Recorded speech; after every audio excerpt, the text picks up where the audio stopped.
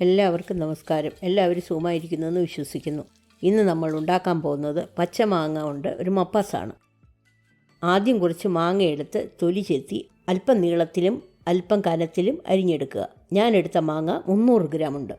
ഇനി മാങ്ങയിലേക്ക് 1/2 ടീസ്പൂൺ ഉപ്പ്, 1/2 ടീസ്പൂൺ മഞ്ഞൾപ്പൊടി, 1 teaspoon Kashmiri chilli powder, 1 table spoon മല്ലിപ്പൊടി, ഇതെല്ലാം കൂടെ ഇട്ട് കൈകൊണ്ട് നന്നായിട്ട് ഇളക്കി വെക്കുക.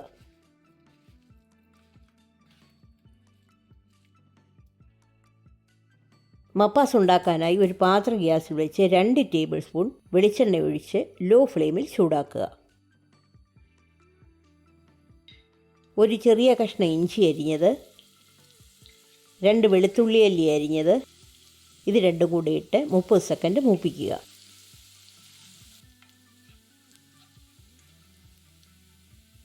പിന്നെ 6 പച്ചമുളക് കീറിയത്, കുറച്ച് കറിവേപ്പില, 2 സവാള സ്ലൈസായിട്ട് അരിഞ്ഞത്, 100 ഗ്രാം ചെറിയ ഉള്ളി 2ആയി കീറിയത്, ഇതെല്ലാം കൂടി ഇട്ട് നന്നായിട്ട് വഴറ്റുക.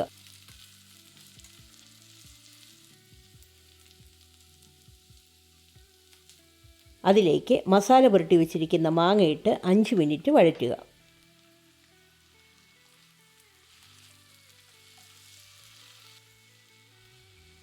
രണ്ട് കപ്പ് തേങ്ങ ചിരികിയത് 1 കപ്പ് വെള്ളത്തിൽ പിഴിഞ്ഞ് 1/4 പാൽ മാറ്റി വെക്കുക. വീണ്ടും 2 കപ്പ് വെള്ളം ഒഴിച്ച് 2/2 പാൽ ഉണ്ടാക്കുക. മാങ്ങയിലേക്ക് 2 കപ്പ് 2/2 പാൽ ഒഴിച്ച് നന്നായിട്ടിളക്കി അടച്ചു വെച്ച് 10 മിനിറ്റ് വേവിക്കുക. ഇടയ്ക്ക് ഇളക്കാൻ മറക്കരുത്. മാങ്ങ നന്നായി വെന്ത ശേഷം 1/4 ടീസ്പൂൺ കായം, ഉപ്പ് കുറവാണെങ്കിൽ ആവശ്യത്തിന് ഉപ്പ്, പിന്നെ 1/2 കപ്പ് 1/4 പാൽ, ഇത്രയും ചേർത്ത് നന്നായിട്ട് ചൂടാക്കുക.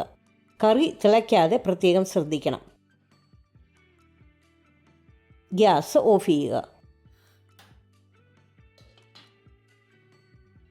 ഇനി കടുക് താളിക്കാനായി ഒരു പാത്രം ഗ്യാസിൽ വെച്ച് അതിലേക്ക് 2 ടേബിൾ സ്പൂൺ വെളിച്ചെണ്ണ ഒഴിക്കുക.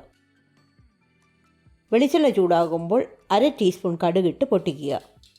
6 ചെറിയുള്ളി അരിഞ്ഞത്, കുറച്ച് കറിവേപ്പില, 4 വറ്റൽമുളക്, ഇത്രയിട്ട് മൂപ്പിച്ചിട്ട് കറിയിലേക്ക് ഒഴിക്കുക.